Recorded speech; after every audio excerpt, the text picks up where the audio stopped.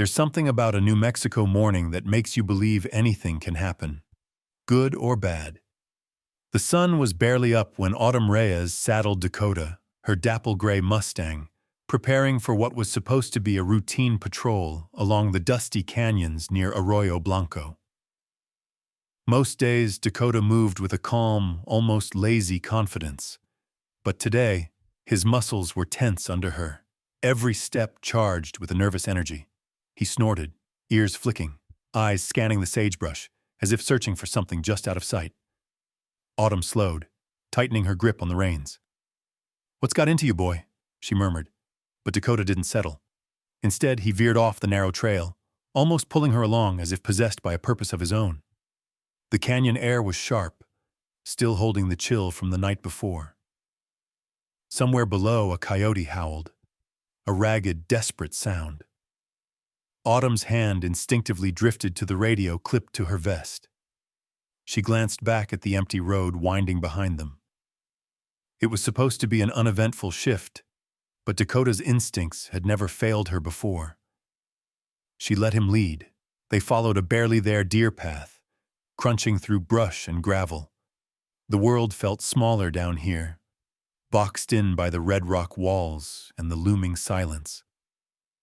Dakota's pace grew frantic, hooves scraping as he pushed ahead, nostrils flaring. Autumn's heart thudded, the hair prickling at the back of her neck. Then she saw it, a battered silver SUV, almost invisible beneath a camouflage of dirt and willow branches. Its back window was cracked, the license plates missing, one tire half flat and pressed into the mud. Autumn slid off Dakota, boots hitting the earth with a crunch. She scanned the perimeter, the fine hairs on her arms rising. She called out, once, twice, her voice echoing in the canyon, but only silence answered. No bird song, no footsteps, nothing but the Mustang's anxious breathing. With a practiced hand, Autumn drew her flashlight and moved toward the vehicle. There was a scrape on the driver's side door, a trail of dried blood on the window. Her pulse hammered. She peered inside. At first it looked empty, blankets piled in the back, wrappers scattered across the floor, the faint scent of something rotten. But then, as her eyes adjusted, she saw her, a small girl, curled tight in the footwell behind the driver's seat, hands bound with duct tape, knees pulled to her chest. Autumn's world narrowed to a single point, the terror in that child's wide brown eyes. "Hey, it's okay. I'm here to help you," she whispered, voice trembling but gentle. The girl didn't move, didn't make a sound. Her cheeks were smeared with dirt and tears, hair tangled in frantic knots. Dakota pressed his nose against the glass, and the girl's eyes flicked to him, then back to Autumn. "I need you to trust me, sweetheart," Autumn said. She holstered her flashlight, reached for her multi-tool, and carefully pried the back door open, wincing at the shriek of rusted hinges. The girl flinched, but Autumn kept her movements slow, deliberate. As soon as the door swung wide, Dakota stepped in, lowering his head until his muzzle brushed the girl's arm. Something in that gentle nudge broke through the fear. The girl uncoiled just enough to reach out, her tiny hand trembling against Dakota's mane.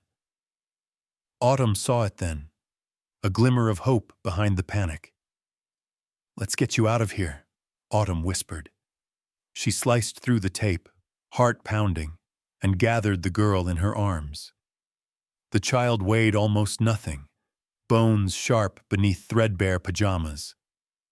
Dakota stood steady as a stone, letting the girl press her face into his neck. Autumn radioed for backup, her voice tight. "Dispatch? This is Deputy Reyes. Child found, requesting immediate medical and child services. Canyon Road, near mile marker 7. Urgent." Within minutes, sirens echoed down the canyon. But in those few minutes, Autumn and Dakota became the girl's entire world. She wouldn't let go of the horse, wouldn't speak a word, just clung to him as if the earth itself was shifting beneath her. When the paramedics arrived, the girl still refused to be separated from Dakota. Autumn insisted the horse stay close as the medics checked for injuries, documenting bruises and rope burns. The sheriff's team snapped photos, whispered theories, and jotted down notes. But it was Dakota who anchored the girl, whose presence kept her from spiraling into panic. As news of the rescue hit the local stations, Autumn found herself at the center of a storm. Reporters gathered, questions firing in rapid succession. How did you find her? Did the Mustang really lead you there? Who could have done this? Autumn told the truth every time. Dakota knew something was wrong. He led me right to her. I just followed his lead. The headlines wrote themselves. Mustang's instinct saves child. Local deputies' heroic rescue. Autumn didn't care about the spotlight. Her only concern was the silent child, whose name they still didn't know. Back at the station, as the girl sat in Autumn's office, Dakota waiting patiently outside, Autumn tried every trick she knew to get her to speak. Nothing worked. The child just clung to a scrap of Dakota's mane, her gaze wary but fixed. Autumn made a silent promise. She would protect this girl no matter what, and she would trust Dakota's instincts, no matter how strange it seemed. Because in that wild, broken morning, she had learned one thing for certain. Sometimes hope rides in on four hooves, and you just have to follow where it leads. That first night after the rescue, the sheriff's station felt colder than usual. Autumn sat in her office, staring at the little girl bundled in a too large hoodie. Dakota's mane clutched tightly in her tiny hand. She hadn't spoken a word since they'd found her. Even the doctors whispered, trauma-induced mutism. Give her time. But time felt like the one thing Autumn didn't have. Danger, she sensed, was still out there, circling, waiting. They called the girl Juniper, after the wild bushes scattered along the canyon roads, because she wouldn't say her real name. Autumn wondered if she even remembered it herself. Every time someone tried to take her away from Dakota, Juniper's entire body went rigid, panic flickering in her eyes. So Autumn let her be. Dakota standing just outside the door, his head resting on the windowsill, watching over her like a silent sentinel. Night fell. The station's old heater rattled, struggling against the desert chill. Autumn brewed a pot of bitter coffee and sat nearby, studying the silent child while typing up the incident report. Her partner, Sergeant Nash, a broad-shouldered man with a tired face, peeked in, eyebrows raised. "No word?" Nash asked softly. Autumn shook her head. "Nothing. Won't even touch the food unless Dakota's close. She's scared out of her mind, Reyes. Who could do this to a kid?" Autumn didn't answer. Her gut twisted.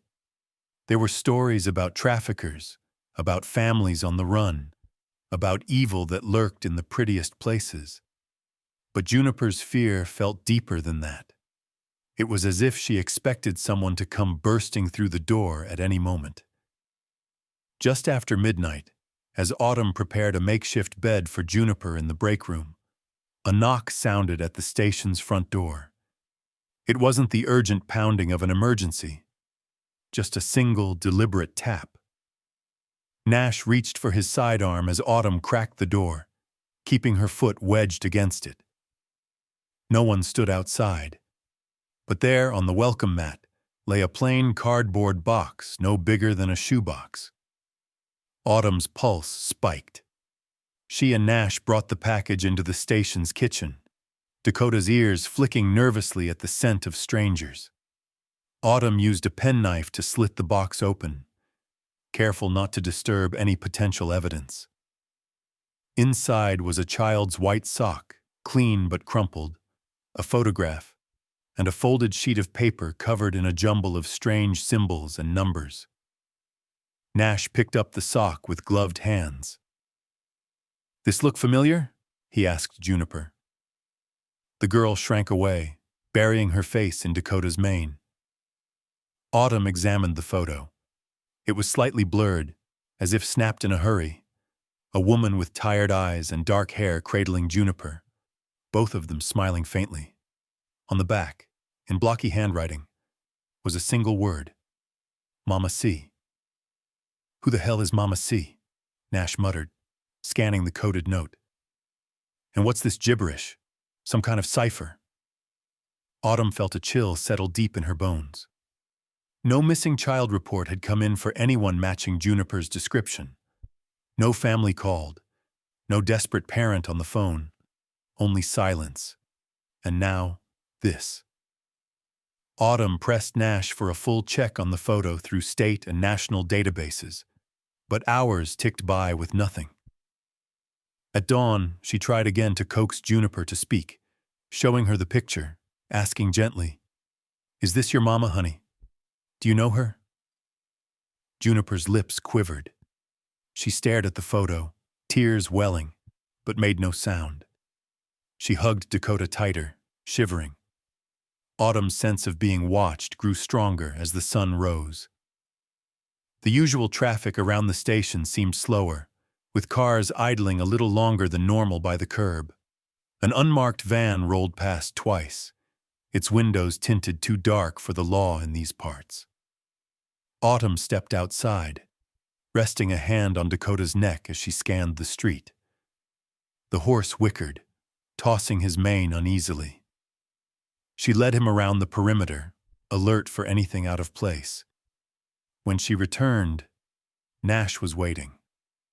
"You're not imagining things," he said quietly, holding out a slip of paper. "Got this from the front desk. Anonymous tip, no caller ID, just said, 'She's not safe. Don't trust anyone, especially not in uniform.'" Autumn's stomach dropped. Was the threat coming from outside or inside the department? The next 48 hours blurred together in a haze of dead ends and whispered gossip. Word had spread about the rescue.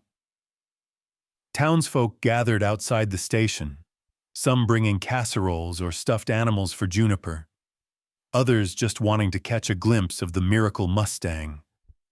But not everyone meant well. Someone had spray-painted "liar" across the sheriff's office mailbox, and a rumor circulated that Autumn had staged the rescue for attention. Through it all, Juniper remained silent.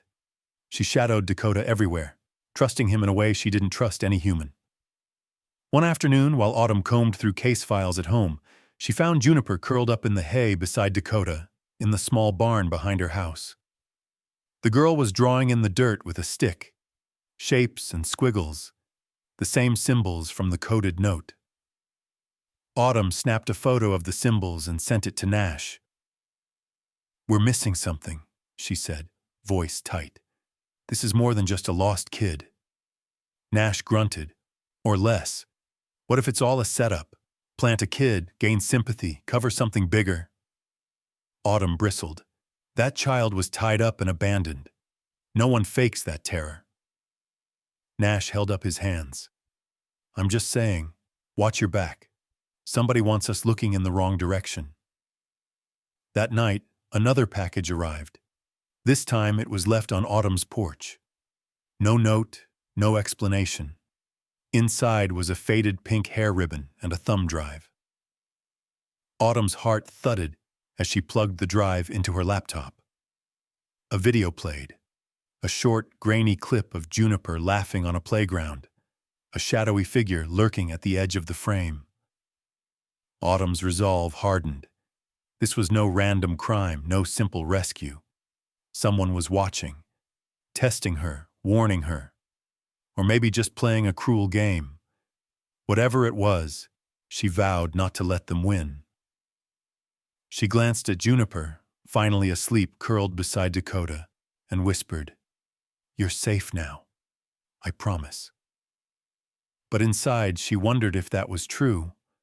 or if the real danger was still just out of sight, waiting for the right moment to strike.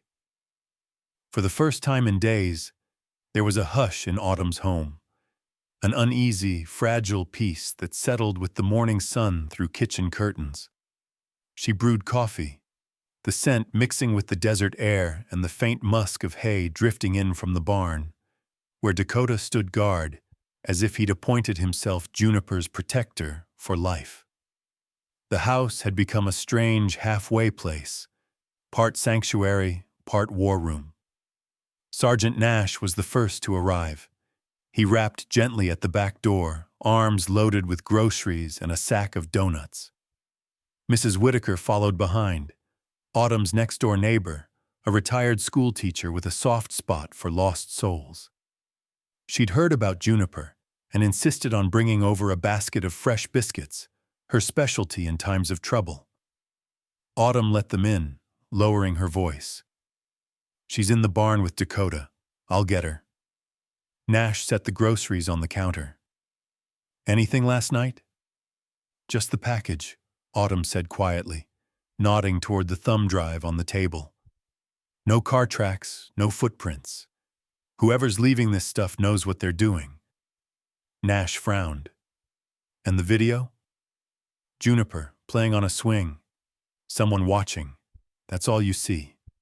You get anywhere with that photo?" He shook his head. "Nothing in the databases so far. Facial recognition is running, but it might take days." Mrs. Whitaker handed Autumn a cup of tea. "Let the child rest, dear. She needs kindness now, not questions." Autumn smiled gratefully, but her mind whirred. She found Juniper curled in a blanket beside Dakota, their breathing in sync. The Mustang seemed to sense Autumn's approach, shifting so Juniper could see her. The girl didn't flinch this time. She even allowed Autumn to brush hair from her face and hand her a biscuit, which she accepted with a tiny nod. "You want to come inside?" Autumn asked gently. "You can bring Dakota, too." That got a reaction, a subtle squeeze of Dakota's mane and a hesitant step toward the house. Autumn led them both in, Dakota's hooves echoing softly on the wooden floor. Mrs. Whitaker smiled, offering Juniper a mug of warm milk. The girl sat at the kitchen table, Dakota lowering his head so she could rest against his neck. For the first time, Autumn saw a faint spark in Juniper's eyes, a glimmer of safety. Mrs. Whitaker, ever the teacher, produced a small notebook and colored pencils. "Would you like to draw?" she asked. Juniper hesitated, then nodded. She gripped a green pencil and slowly began to sketch, tongue poking from the corner of her mouth in concentration. First came a horse, all legs and wild mane. Then beside it, two stick figures, one small, one taller, holding hands. No faces, just shapes. But Autumn recognized herself, Dakota, and Juniper. A makeshift family, at least for now. Nash watched from the doorway. "She's opening up a little." "Dakota's doing all the work," Autumn said softly. "He's the only one she trusts." Mrs. Whitaker leaned in, whispering, "Animals know things. They see what we miss." Later that morning, Nash set up his laptop in the living room, files spread out across the coffee table. He read the coded note aloud, voice low. Letters, numbers, symbols. Could be a cipher, or just a kid's scribble. Autumn glanced at Juniper, who was watching the adults with solemn eyes. She was drawing the same shapes in the dirt yesterday. Mrs. Whitaker turned to Juniper, offering her a new sheet of paper. "Do you want to help us figure out the message?" she asked. The girl nodded and copied the symbols with careful strokes. She pointed to one, then tapped her chest. Autumn's heart leapt. Was she trying to say it meant her name, or maybe Mama?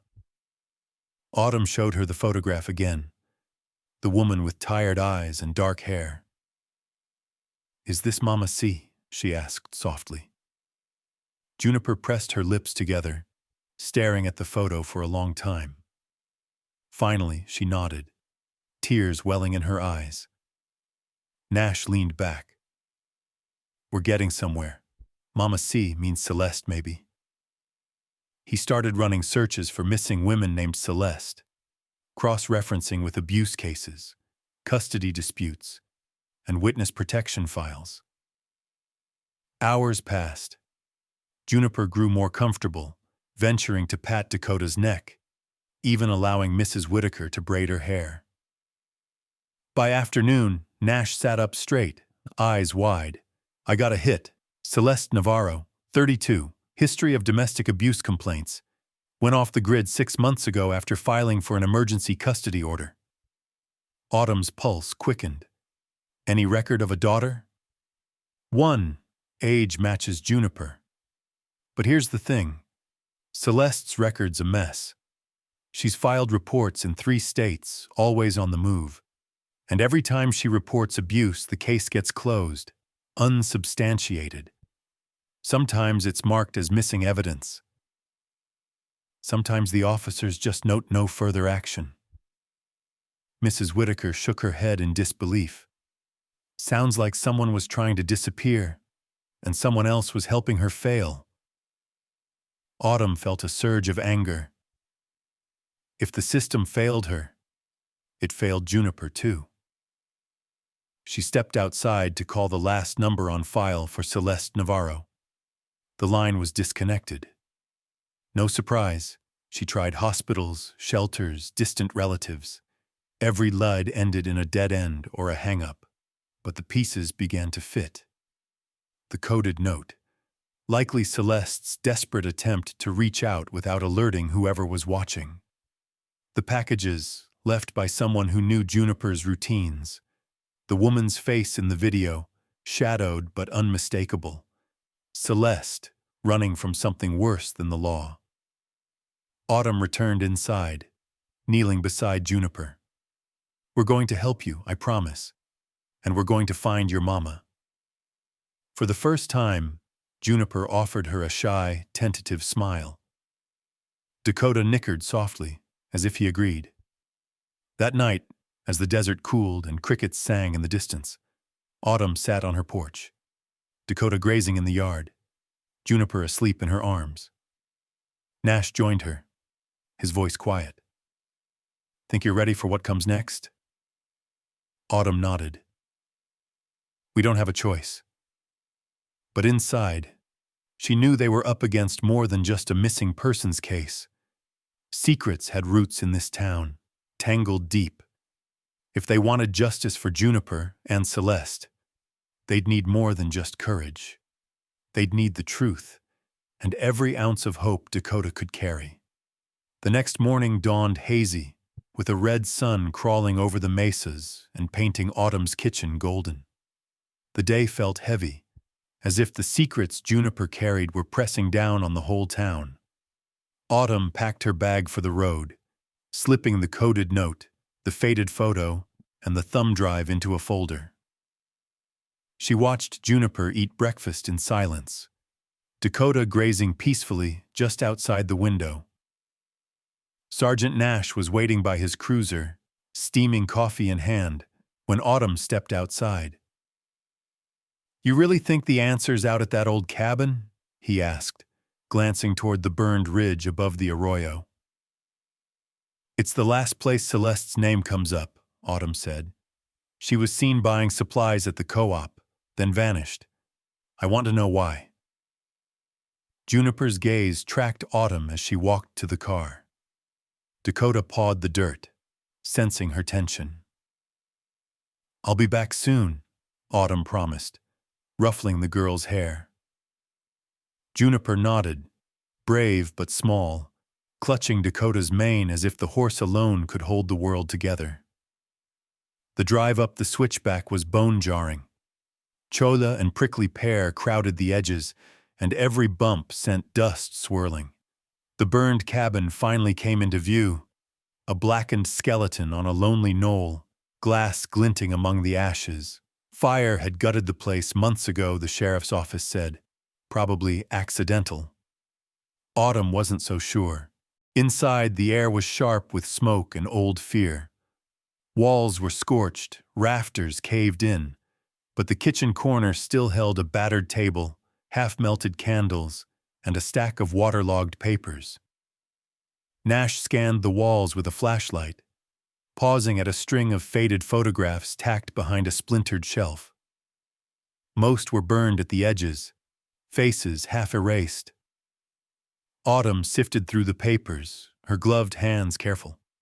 She found a calendar, pages scorched and brittle, with red ink scrawled along the margins. Names of towns, dates, and what looked like escape routes. Santa Fe 712s, Socorro 803, back road to Los Lunas, midnight. Under one date, she found 2 words: "Goodbye, Junie." A chill ran through her. This wasn't just a place Celeste had hidden. This was the last stop on a map of running. Nash picked up a torn envelope. Inside was a letter, burned at the edges but readable in parts. "If you find this, I tried. I called. No one listened. Junie is all I have. If you're reading this, I hope she's safe. Forgive me, please. C." Nash's jaw tightened. She tried to get help. No one answered. Autumn found a child's shoe beneath the bed, paired with a crumpled coloring book. On the inside cover, Juniper's name was scrawled in block letters, the J backward. Autumn moved outside for air, looking across the valley. In the distance, the little town sprawled beneath the morning haze. She thought of how easy it was to judge someone from far away, to see only a woman on the run, never the years spent begging for protection. Back in town, word of the investigation traveled faster than wildfire. The sheriff's office became a gathering point, some folks with casseroles and prayers, others with questions and rumors. There were whispers in the diner and stares at the grocery store. "Celeste Navarro's a criminal," someone spat. "She torched her own place, left that kid for dead." "She was protecting her daughter from a monster," another replied. "If the law wouldn't help, what was she supposed to do?" Mrs. Whitaker overheard the talk at the hardware store and marched straight to the station, cheeks flushed. "People forget," she told Autumn, "how hard it is to leave when everyone thinks you're lying. I saw what that woman went through. They all did. Nobody wanted to believe her because believing meant facing the ugly truth." Autumn spent her lunch break at the park with Juniper and Dakota.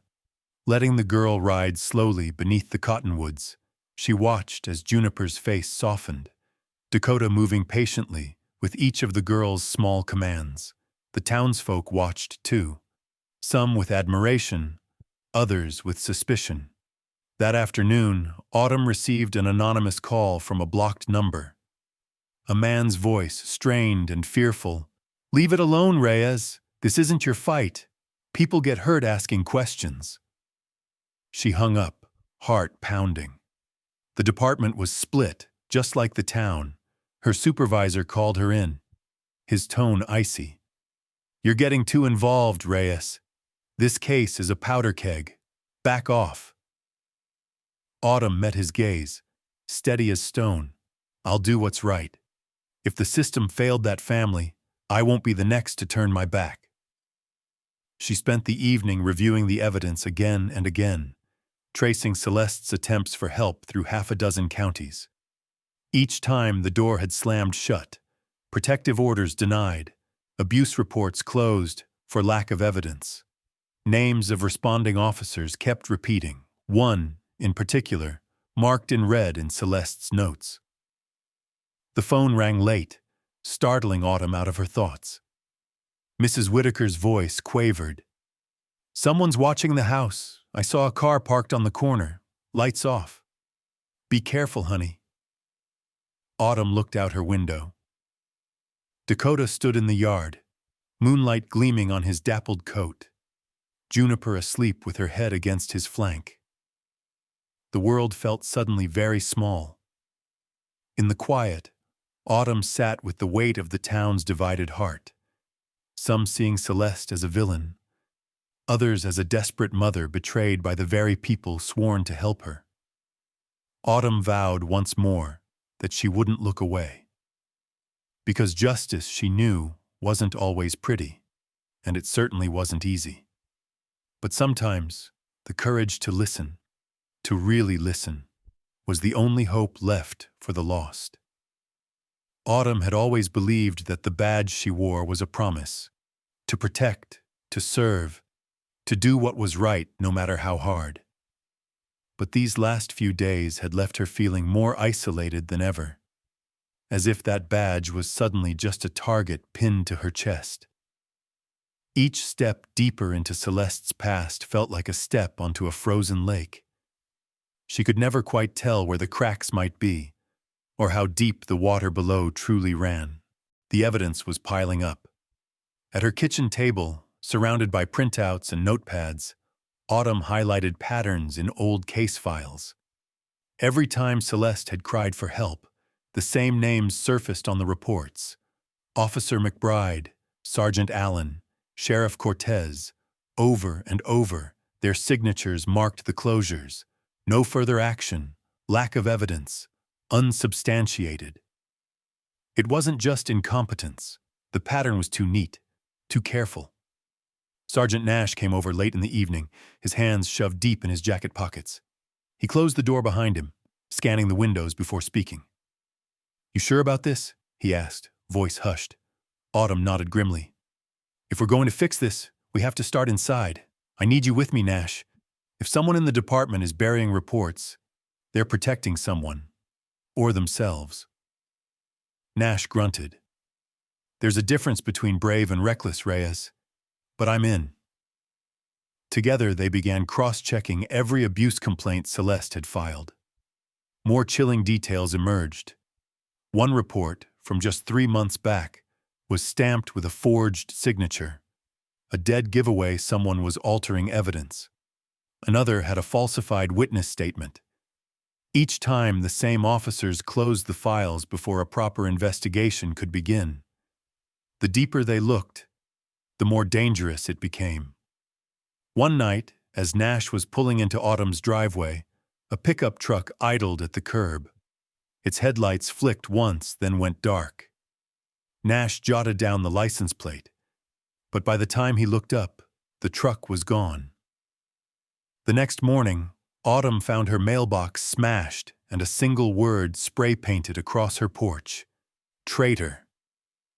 Inside the department, the pressure mounted. At roll call, Autumn noticed colleagues whispering behind her back, their eyes averted. The air in the station was thick with suspicion. The sheriff called her into his office. He was a big man, face red from sun and stress, his voice low and warning. "You're making this department look bad, Reyes. Drop the case. There's nothing here but a woman who ran and left her kid behind." Autumn's jaw clenched. Celeste Navarro tried to get help. She was ignored. Maybe worse. I can't ignore that. He leaned forward, lowering his voice. "If you keep pushing, I can't protect you. Think about your career, your pension. This is your last warning." She left the office feeling sick, but more resolved than ever. The system was broken, and someone was making sure it stayed that way. That night, as the wind howled outside, an anonymous message arrived on her phone. "Abandoned church, outside San Pablo. Ask about the blue door." Autumn's pulse hammered. She showed the message to Nash, who whistled through his teeth. "Could be a trap," he warned. "Or it could be the only lead we've got," Autumn replied. Before leaving, she made sure Mrs. Whitaker and another trusted neighbor could watch Juniper for a few hours. Dakota, sensing the tension, stood between Autumn and the door, eyes wide and insistent. "I'll be careful, boy," she whispered, stroking his neck. Juniper watched from the window, worry creasing her small brow, Dakota's mane in her hands. Autumn and Nash drove into the night. the landscape shifting from town lights to lonely darkness. The abandoned church sat at the edge of a dying orchard, its steeple leaning, paint flaking from warped boards. The blue door, faded but unmistakable, creaked on its hinges as autumn pushed it open. Inside, the pews were dust-choked, shafts of moonlight streaking through broken windows. Nash swept his flashlight across the sanctuary. At the altar, a figure crouched in the shadows, arms wrapped tightly around her knees. "Celeste Navarro?" Autumn called gently. The woman looked up, eyes hollow and wild. She was thinner than in the photo, her hair tangled, a bruise purpling her jaw. She flinched as Nash approached, pulling back into the corner. "I'm not here to hurt you," Autumn said, voice low and steady. "Juniper is safe. She's with me. We're trying to help." Celeste's eyes filled with tears. Her voice was hoarse, barely more than a whisper. "I left her where I knew your horse would find her. I watched you ride that canyon every morning. Dakota, he's special, isn't he?" Autumn nodded. "He is." "I couldn't protect her anymore," Celeste said, hands trembling. "Every time I called for help, it made things worse. The cops, some of them, told him where I was hiding, said I was crazy. I thought if I just disappeared." Nash crouched down. "Why the church?" Celeste wiped her eyes. "He hates churches, bad memories. I figured it was the only place he wouldn't look. But I can't run forever." Autumn reached out a hand. "You're not alone. But we need your help. We need proof, names, places, anything that will make them listen." Celeste nodded shakily, pulling a battered folder from her backpack. "I kept everything. I don't want to be afraid anymore. I just want Juniper to be safe." Outside, headlights flashed, dozens at once. Law enforcement vehicles, media vans. Someone had tipped them off, the churchyard flooded with spotlights and shouting. Autumn stood protectively in front of Celeste, Nash at her side. The choice was clear. Let them call Celeste a criminal and drag her away, or demand a real investigation, even if it cost her everything. As the cameras rolled, Autumn squared her shoulders. The fight for justice had just reached its boiling point, and there was no turning back.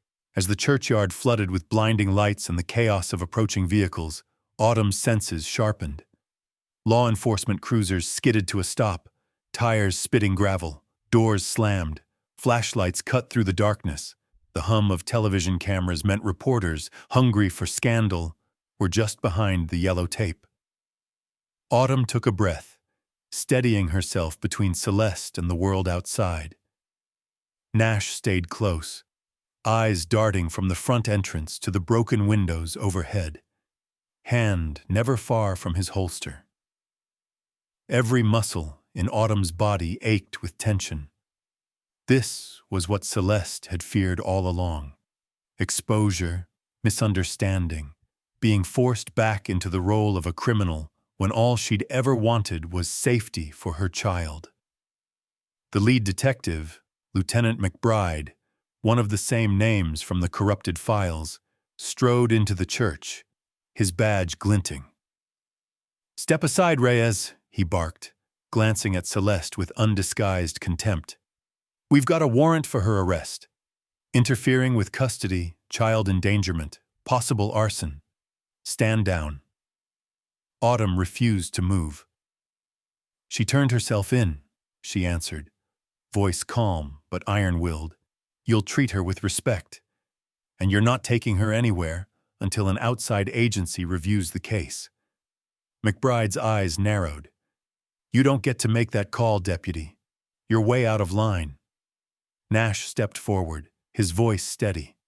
"She's right. There's evidence of departmental misconduct. I sent copies to the state attorney. If you touch Celeste without following due process, it's your badge." For a split second, the room froze. McBride's face darkened, his lips twitching as if he might explode. but the arrival of a TV crew forced him to compose himself. A reporter's voice echoed through the doorway. "Is it true this woman abandoned her child? Is there a cover-up in the sheriff's office?" The church's pews, bathed in harsh camera light, became a stage. Celeste shrank back, eyes wide, fighting the urge to flee. Her fingers clutched the battered folder, her only shield against the world's judgment. Autumn helped her to her feet, guiding her gently down the aisle. "You don't have to run anymore," she whispered. "But you need to tell the truth. Now's the time." Outside, a crowd had gathered, spilling beyond the police tape. Some faces were familiar: neighbors, teachers, even Mrs. Whitaker standing at the edge, her arms crossed defiantly. Others were strangers drawn by the spectacle, their phones raised, recording every moment. McBride signaled for backup. Officers in tactical vests moved in, surrounding Celeste. Autumn stood between them, her voice carrying. "This woman asked for help, over and over. You shut her down. You let her abuser walk free, and now you want to silence her again. I won't allow it." Reporters pressed in, shouting questions. Celeste shook, her eyes brimming with tears. "I only wanted to keep Juniper safe," she managed, voice trembling. "Every time I tried to leave, he found us. Someone on the inside told him where we were. I left Juniper where Dakota would find her because he's not just a horse. He saved us both." A ripple of surprise swept through the crowd. The cameras caught Autumn's expression, unbending, full of conviction. "Dakota led me to that child. Instinct or miracle, I don't care. What matters is the system failed her, and it's our job to fix it." The standoff grew tense. McBride looked ready to order Celeste's arrest, but Nash stepped in, holding up the folder Celeste had handed over. "There's documentation of every complaint, every ignored report, every time she was turned away. And there are names, officers who looked the other way. If you book her now, you're obstructing justice." A voice from the crowd broke through. Mrs. Whitaker, shaking with fury. "We all know what happened, McBride. You and your buddies closed those cases. Let the state handle it." The cameras panned from the officers to the crowd, and suddenly the story shifted. What began as a scandal about a runaway mother became a confrontation over justice, corruption, and the courage to stand up when everyone else stays silent. Autumn turned to Celeste, who nodded, finding a sliver of strength. "I'll testify. I'll tell them everything. Just, please don't let them take Juniper." Before McBride could speak, a sharp voice crackled through the radio. "Stand down. State investigators en route. No one moves until we get there." The lieutenant's jaw worked in anger, but protocol tied his hands. Autumn caught Nash's eye. A silent victory, but a fragile one. The crowd watched in tense silence as Celeste sat on the church steps, Autumn beside her. Nash called for medical attention, and within minutes an ambulance arrived, its team gentle, treating Celeste's bruises and shock. For the first time in years, she allowed herself to relax, just a little. Autumn's own phone buzzed. A message from the state attorney. "We received the files. Hold your position. Help is coming." Inside, Autumn felt a surge of hope, sharp and unexpected. All the sleepless nights, the threats, the suspicion from her own department, it was finally paying off. She squeezed Celeste's hand. "You did the right thing. So did you, Nash." Celeste looked up at the sky, tears tracking down her cheeks. "Maybe Juniper can finally be a kid again, and I can stop being afraid." Autumn nodded, fighting her own tears. "You're not alone anymore." The news crews, sensing a bigger story, shifted their focus. The headline changed from "Mother on the Run" to "Sheriff's Department under investigation." Autumn knew it would be a long fight. There would be more questions, more consequences. But for the first time, it felt like justice wasn't just a word, but something real, something that might actually save lives. As dawn crept over the mountains, Autumn rode back toward town, Dakota's silhouette leading the way. She glanced back at the church, knowing this night would echo for years to come. The truth was finally in the open, and hope, as fragile as it was, had a fighting chance. A week after the confrontation at the church, the courthouse in Arroyo Blanco was packed to the rafters. Reporters set up tripods along the steps, their breath fogging the morning air. Television vans crowded the curb. Townsfolk gathered in knots, voices buzzing with speculation, hope, and anger. The whole county seemed to hold its breath as the doors opened, and Autumn led Celeste inside, with Nash at her back. Dakota, though not allowed in the building, stood waiting outside, drawing his own silent crowd of supporters. Inside, fluorescent lights cast a cold pallor over everything. Celeste gripped Autumn's hand tightly, knuckles white, her eyes ringed with exhaustion.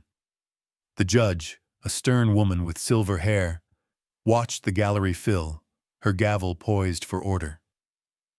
The prosecution painted Celeste as a reckless, unstable woman, someone who'd set a fire, fled the law, and risked her own daughter's life.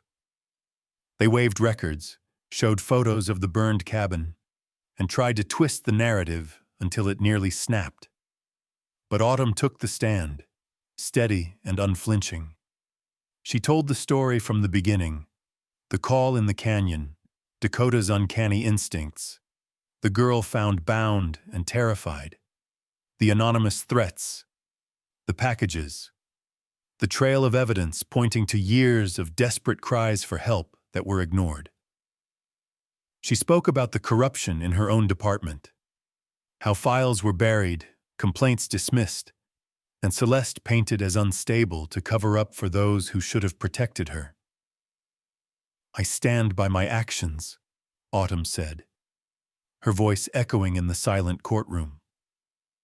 When a child is at risk and the system fails, someone has to stand up. Sometimes that means breaking ranks. Sometimes that means risking your job. But doing nothing is not an option. She laid out the pattern. Officers who'd repeatedly dismissed or tampered with evidence. Names that kept appearing in the reports. Timelines that matched up with Celeste's attempts to escape. Nash corroborated her testimony, confirming the threats and the falsified paperwork. When the judge pressed for proof, Nash handed over the folder Celeste had protected all those months, its papers creased and stained, but damning. The judge studied the evidence for a long moment. Then she turned to Celeste, who, for the first time, found her own voice. She spoke quietly of the fear, the abuse, the nights spent running from headlights in the dark. "Every time I asked for help, they turned me away. They called me crazy. All I ever wanted was for Juniper to be safe." Celeste's words broke the tension in the room. Members of the gallery, some who'd once whispered about her guilt, now wiped tears from their cheeks. The defense called a parade of character witnesses. Mrs. Whitaker, who described Celeste's devotion as a mother. A school counselor who'd seen Juniper's bruises years before. Neighbors who recalled seeing unfamiliar men circling Celeste's house at night. One after another, the narrative of Celeste as a neglectful parent collapsed. Outside, the mood shifted. Protesters waved homemade signs, "Believe survivors, protect our kids." The local news ran stories exposing corruption in the sheriff's office. The state attorney announced an independent review of the department, placing several officers, including McBride, on administrative leave pending investigation. But the decision rested with the judge, who took a long recess to consider the evidence. Hours ticked by. In a side room, Autumn paced, unable to sit still. Nash leaned against the wall, arms crossed. Celeste sat with Juniper in her lap, her first visit since the rescue. The girl's fingers were twined in Celeste's hair, and for the first time since she'd been found, Juniper let out a soft, almost laugh, safe in her mother's embrace. The bailiff finally summoned everyone back to the courtroom. The judge's voice was firm as she read the decision. Celeste Navarro's actions, while desperate, were not criminal, but the result of systematic failures in law enforcement. She is to be released into counseling and supervised reunification with her daughter. Further, this court is appointing Autumn Reyes as Juniper's temporary guardian until the counseling process is complete. Relief swept through the room. Celeste collapsed into tears, clutching Juniper to her. The gallery erupted in applause, which the judge allowed for a moment before banging her gavel. Order. Let it be clear. This case is a wake-up call. The department will face a full audit. Justice has not been served until every vulnerable child is truly protected. Outside, the courthouse steps turned into a rally. Reporters clustered around Autumn, Nash, and Celeste. "How does it feel to stand up to your own department?" one asked Autumn. She answered plainly, "It's never easy to do the right thing, especially when the wrong thing is what people expect. But my duty is to the truth, to Juniper. To every family, the system fails." Dakota whinnied from the edge of the crowd. Autumn and Juniper made their way to him, the Mustang lowering his head so the little girl could hug him tight. He nickered softly, his breath warm in the morning air. Celeste joined them, tears still running down her face, but a smile finally breaking through. "Thank you," she whispered to Autumn, voice shaky, "for not giving up on us." Autumn smiled, her heart full but heavy. "We're not done, but today, you both get to start over." As the crowd dispersed, people approached Autumn and Nash, sharing stories, thanking them for their courage. The tide had shifted. What began as a scandal now became a call for reform. Autumn could feel it in the way people looked at her. Not just with gratitude, but with hope. Juniper, safe between her mother and Dakota, finally found her voice, a soft mama, carried away by the New Mexico wind. And for the first time, Autumn believed that things could change, not just for Juniper, but for the whole town. Autumn's life had never felt busier, but the air in Arroyo Blanco was different now, lighter, as if a long drought had finally broken. The courthouse drama, the damning evidence, and Celeste's emotional testimony had shaken the town to its core. Where suspicion once thrived, new seeds of hope were sprouting. For Juniper and Celeste, and even for Autumn, every sunrise felt like a second chance. Mornings started quietly. Autumn often found Juniper out in the barn, Dakota nuzzling the girl's pockets for treats as she brushed his mane.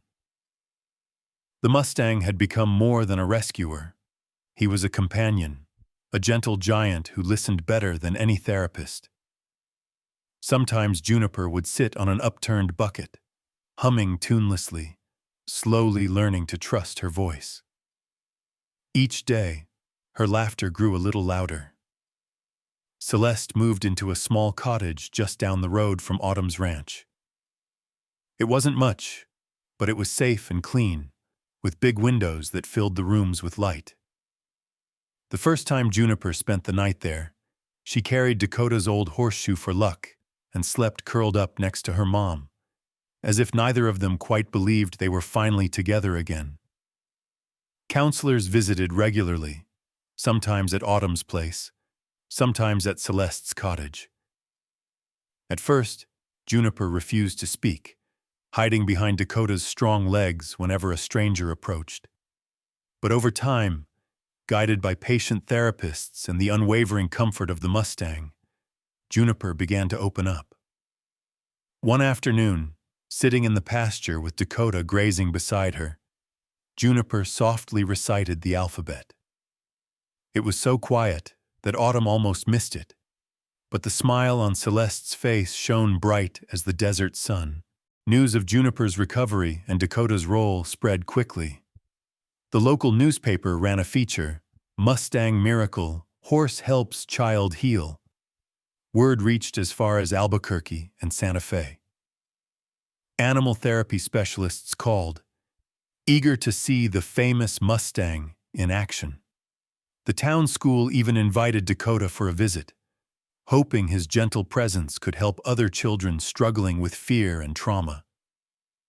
It didn't take long for Autumn to realize that what happened to Juniper was far from unique. Calls came in from other parents, some desperate, some ashamed, all looking for help. Inspired by the courage of Celeste and her daughter, Arroyo Blanco's residents began to organize.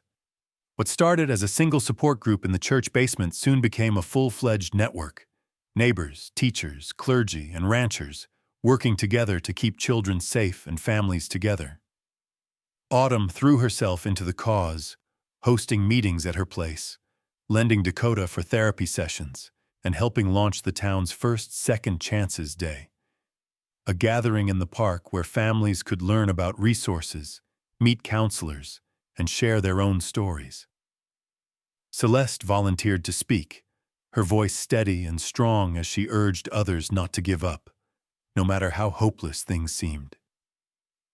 As the weeks passed, Juniper blossomed. With Dakota by her side, she ventured further from home, walking to the corner store with Celeste, laughing with classmates at the playground, even helping Mrs. Whitaker bake cookies for the support group. The trauma hadn't vanished, but it was no longer the center of her world.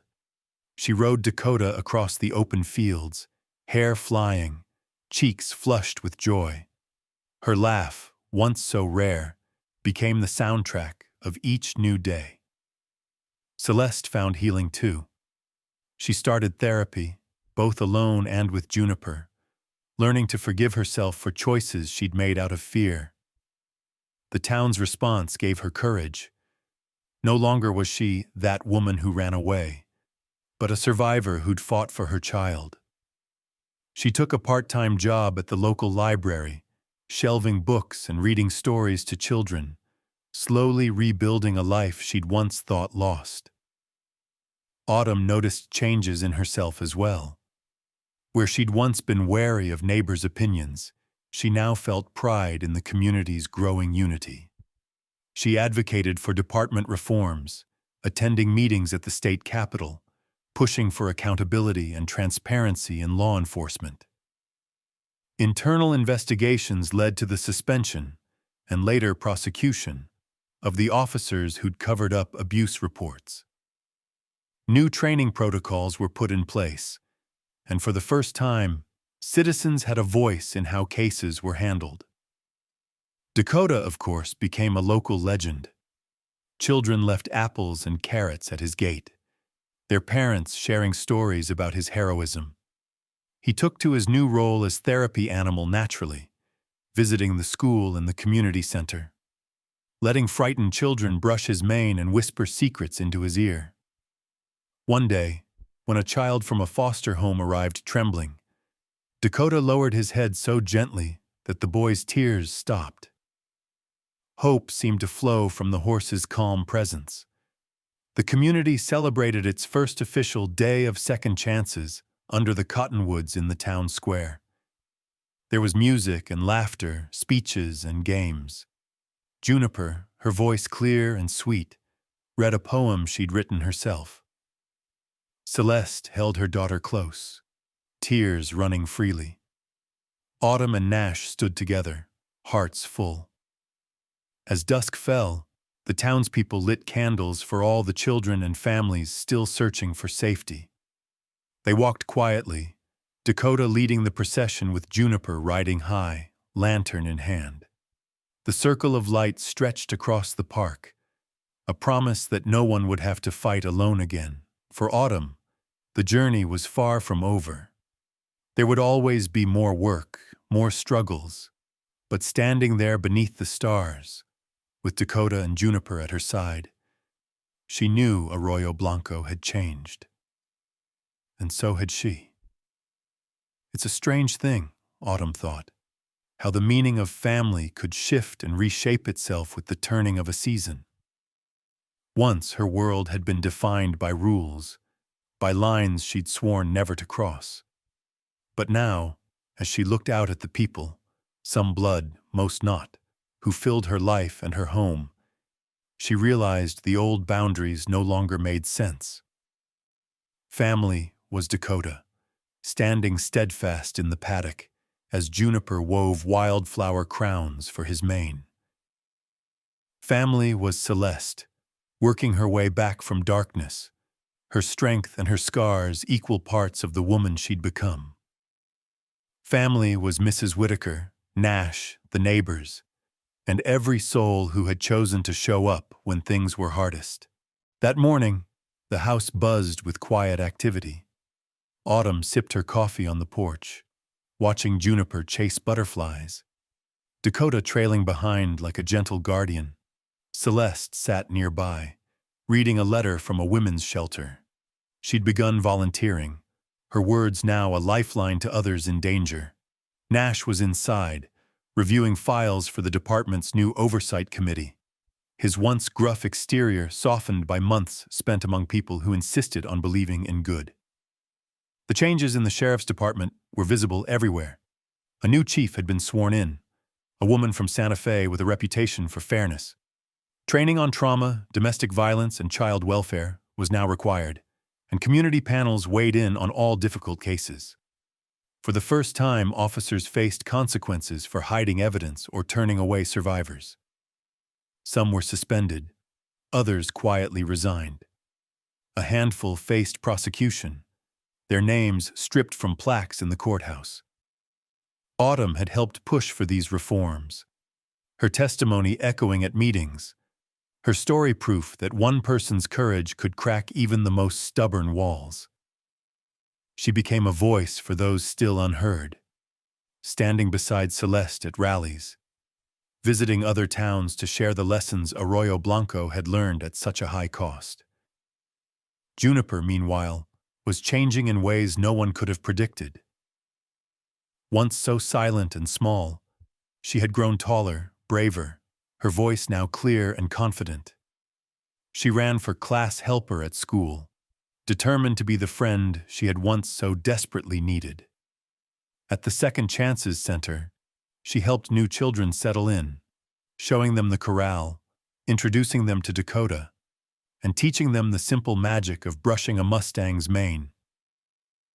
One afternoon, as autumn leaves spun gold across the ranch, Juniper spoke at the annual community meeting. She stood atop an overturned milk crate, hands shaking only a little. "Sometimes people don't believe you," she said, her voice steady. "But that doesn't mean you're alone. If you keep asking for help, someone will listen. I hope every kid here knows you matter, even if you feel lost." There wasn't a dry eye in the room. Even Nash cleared his throat and turned away, hiding a rare glimmer of emotion.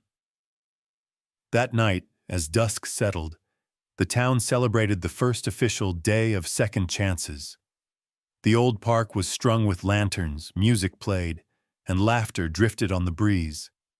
Families gathered beneath cottonwoods, swapping stories and sharing food. Dakota wore a garland of ribbons, patient as children crowded around him, each whispering their own hopes and fears into his ear. Celeste sat with Mrs. Whitaker and other volunteers, helping newcomers fill out support forms and connect with advocates. "You're not broken," she told a trembling mother. "You're surviving, and that's worth everything." Autumn wandered through the crowd, offering hugs, taking questions, and sharing quiet words of encouragement. She caught glimpses of the old Arroyo Blanco, suspicion, silence, secrets, but those shadows no longer ruled the town. In their place stood something brighter, the belief that things could change, that wounds could heal, that justice was possible if enough people cared to demand it. Late in the evening, Autumn found herself alone at the corral, Dakota nuzzling her shoulder. She leaned against the fence, memories flooding in. The terror of that first rescue. The stinging isolation when colleagues turned their backs. The sleepless nights spent searching for answers no one wanted to face. Dakota nudged her gently, as if reminding her how far they'd all come. "We did it, old boy," she murmured, ruffling his forelock. "You saved her life. You saved all of us." Behind her, Celeste approached, her footsteps soft in the dry grass. "Do you ever wonder what would have happened if you'd ridden past that canyon?" she asked quietly. Autumn shook her head. "Not anymore. I know what would have happened. But we didn't look away. And now, neither will this town." Celeste smiled, tears in her eyes. "Thank you, Autumn, for choosing us." "It wasn't just me," Autumn replied. "It was all of us. We made this family together." The night ended with a circle of candles, each flame representing a life changed, a parent who'd found safety, a child who'd found a voice, a law changed for the better. The town voted unanimously to make Second Chances Day an annual tradition, so that every year no one would forget what had been lost and found. Autumn gazed out over the crowd, her family, her town, her legacy. Juniper, riding high on Dakota's back, waved to the gathered families. Celeste laughed, her face radiant in the candlelight. For Autumn, justice had become something bigger than punishment or rules. It was the daily, stubborn practice of hope. It was the choice to show up again and again for people who needed you. It was knowing that sometimes the wildest hearts, human or Mustang, could teach a whole town to heal. And as she stood beneath the stars, Autumn understood. Family is what you choose. Justice is what you fight for. And hope, once found, can change the world. There's a silence that settles over Arroyo Blanco in the earliest hours. A hush just before dawn, when the cottonwoods whisper and the desert wind seems to hold its breath. Autumn Reyes stood at the edge of her porch, mug warming her hands, watching the sky turn from deep indigo to the palest gold. The world felt changed, but not in the noisy way that makes headlines. This was a quiet transformation, rooted in lessons learned the hardest way. Inside, the house was filled with the gentle sounds of a new beginning. Celeste prepared breakfast, laughter echoing down the hall as Juniper chased Dakota's old toy ball past the kitchen. The Mustang, as always, watched from the open yard, regal and calm, a sentinel and a symbol, a story and a friend. Autumn breathed in the crisp morning, letting memory and hope mingle. She had always believed that justice meant following the rules, keeping the peace, enforcing the law, never wavering. But the journey with Dakota, Juniper, and Celeste had rewritten that belief, one painful lesson at a time. She knew now that justice was something deeper, the courage to step forward when the rules themselves were wrong, the humility to listen, and the strength to keep going when the world looked away. She thought of the canyon road where it had all begun. Dakota's sudden fear, the battered SUV, a child bound and silent. If not for her horse's wild intuition, for her own stubborn refusal to let things go, how many more days would Juniper have waited for rescue? How many other children waited still, unseen and unheard? The events that followed, the packages, the threats, the betrayals from within her own department, had tested Autumn in ways she could never have predicted. It was easy in hindsight to say she had been brave, but she remembered the fear, the loneliness, the nights when hope felt like a fool's errand. She remembered Dakota standing between her and the dark, his faith in her unspoken but absolute. The Mustang had been a stray once, wild and unwanted, but he'd found his way home, and in the end, brought so many others with him. A knock at the door broke her reverie. Mrs. Whitaker arrived with fresh bread and a smile, Nash close behind, arms full of paperwork from the new Department Oversight Committee. They shared coffee and plans for the Day of Second Chances, which had grown into a statewide event. Local towns sent delegations to Arroyo Blanco, hoping to learn from their journey. Autumn found herself giving speeches, not because she loved the spotlight, but because she believed others needed to hear what she and her town had learned. After breakfast, Juniper rode Dakota along the creek, her laughter ringing out as he trotted through the tall grass. Children from the support center joined her, each one a living reminder that healing was possible. Celeste watched, her eyes wet but joyful. She had begun speaking at shelters and schools, telling her story not just as a warning, but as a testament to what could happen when people refused to look away. By midday, families gathered in the town square, the annual celebration buzzing with new faces and fresh hope. There were booths for legal aid, child advocates, therapy animals, and more.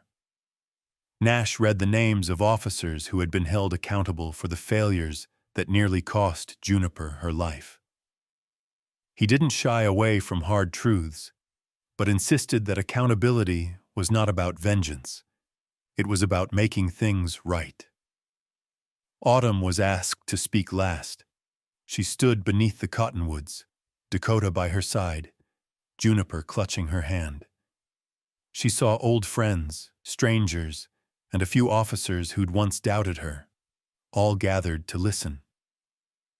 "I used to think that justice was about following the rules," Autumn began, her voice clear and strong. "But rules can be wrong. Justice is having the courage to stand up when everyone else looks away. It's finding hope in the darkest places and refusing to let go, even when you're scared. Family isn't just blood. It's trust and loyalty, sometimes from the wildest hearts. We can all be that hope for someone else." She paused, glancing at Dakota, his calm eyes shining.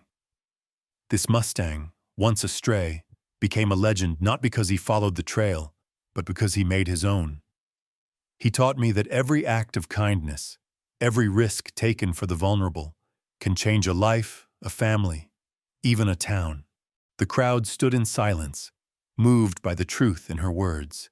Then, slowly, applause rose, gentle then thunderous. The sense of community was more than a feeling. It was a promise renewed, a commitment that what happened to Juniper and Celeste would not be forgotten. As dusk fell, candles were lit along the creek. Families walked the trail Dakota had once run, sharing stories of hope and courage. Juniper, astride Dakota, led the parade of lanterns, her face radiant with possibility. That night, as the stars appeared, Autumn sat beside Dakota in the quiet pasture, watching Juniper and Celeste laugh in the firelight. She thought of all the people who had chosen to act, to speak up, to stand by the vulnerable. She knew the journey wasn't over. There would always be more darkness to face, more children needing rescue, more truths to uncover. But she also knew this. Every story mattered. Every act of courage and empathy planted a seed. And in a world that so often turned away, it was those who stayed, who listened, who believed, who stood with the wild and the wounded, who made the difference. If Dakota's story had inspired you, Autumn thought, share it. Let it remind you that hope grows wherever we choose to see the vulnerable and stand by them. Because justice, real justice, begins with the courage to care.